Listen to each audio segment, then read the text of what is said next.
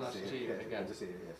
We start with Mr. Commissioner Simon Hayes. Andy Marsh has just been appointed as the Chief Constable, and that was under your decision to bring forward as third candidate in front of the Police and Crime Panel. How did that process go about? I know you explained it on Monday, but how did that go? Yes, well, the legislation states that the appointment of a Chief Constable lies with the Police and Crime Commissioner. I felt that the right thing to do was to involve in that process as many individuals from Hampshire and the Isle of Wight as possible. So we had a 2-day selection process, and it involved 14 individuals from various aspects of the community of Hampshire and the island. And I'm pleased to say that the unanimous view was that Mr. Marsh was the best candidate to be the next Chief Constable for Hampshire and the Isle of Wight, and I'm delighted to have been able to offer him that job, and even more pleased that he accepted it. Definitely, and Mr. Marsh, as Chief Constable, you spoke very well, very clearly, I thought personally, in the Police and Crime Panel.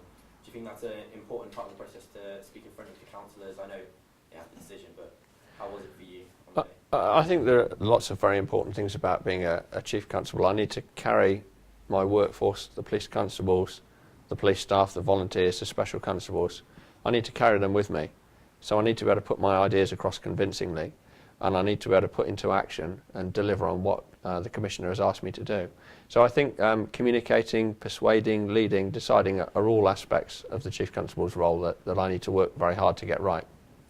Definitely. We spoke with Chairman of the Hampshire Police Federation, John Apter, earlier in the week, and he stated that if there was a point that he felt necessary, he could challenge both the Police and Crime Commissioner and yourself as Chief Constable, and that's if you're not matching the stuff with the constabulary, if you're not matching what Simon is telling you as Crime Commissioner, and also as your own morals and ethics to keeping the policing, because it's all about the confidence of policing from the public.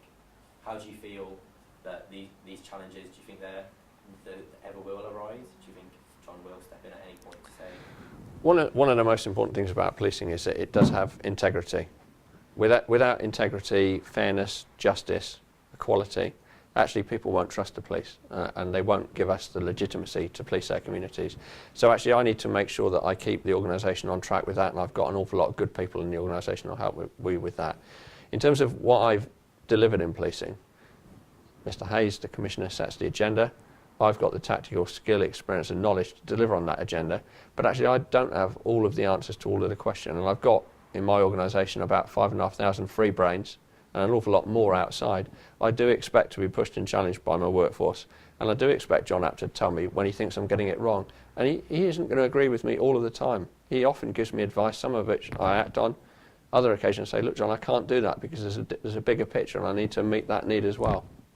I remember you saying in the meeting that as a police officer and now as Chief Constable and Deputy before, that the job was never done. It was always carrying on. Do you think the constructive criticism from John or him challenging you is a way to perfect yourself, refine yourself? Policing's never done. Every day my staff go home from work feeling as though there's more that they could do, and certainly my job could absorb 24 hours a day and more. What my aim is to leave the constabulary in a better place than when I took charge of it as Chief Constable.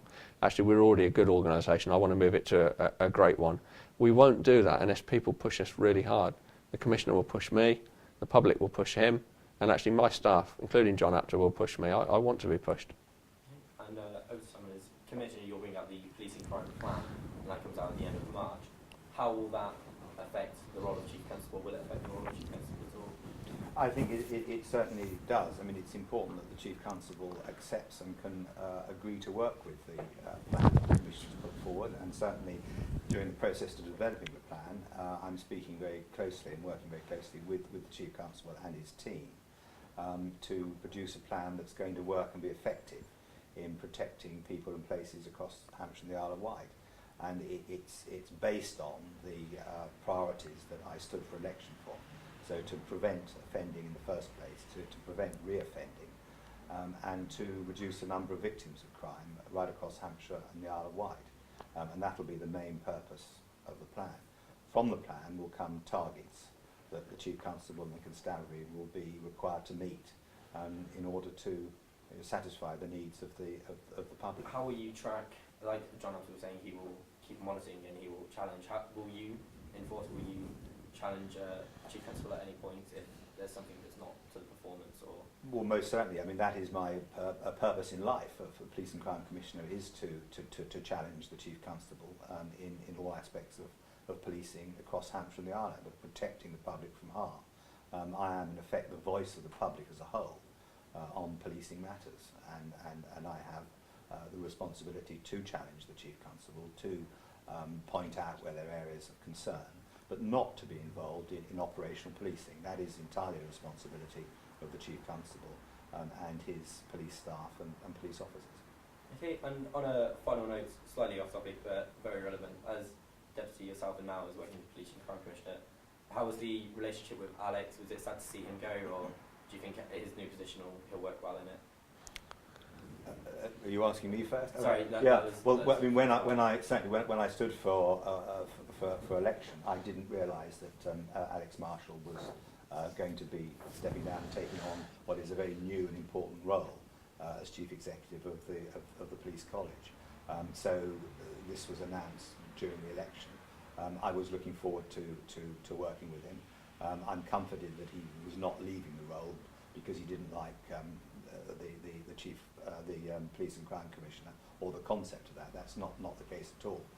But as I said at the beginning, I'm delighted now to be working with Mr. Marsh as the new Chief Constable. He was responsible for the Force Change programme. He's very experienced and understanding life in Hampshire, and I'm looking forward to it very much.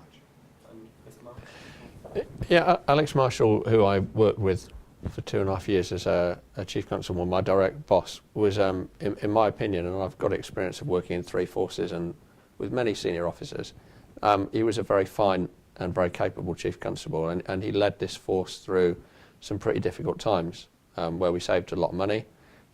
He cut crime in every single year that he was here, and he managed to lead and motivate his workforce through some choppy waters.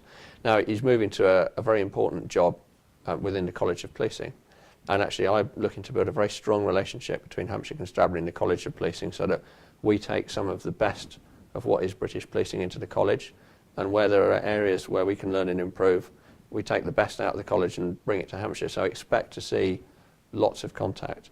Now he remains a personal contact for me. Very happy to offer advice and support, and it is a lonely job at the top, so I value that support and friendship, and I will be staying in touch with him. And certainly it's not out with the old, in with the new. I'm very much looking to build upon what Alex led and delivered within Hampshire. I was part of that in many respects. I want to make that even better. I will never be happy with the quality of policing we deliver. I always want it to be better. Okay. I think that's everything we're going to need. Is there anything you would like to add yourselves on? I didn't think so. No, thank you. I think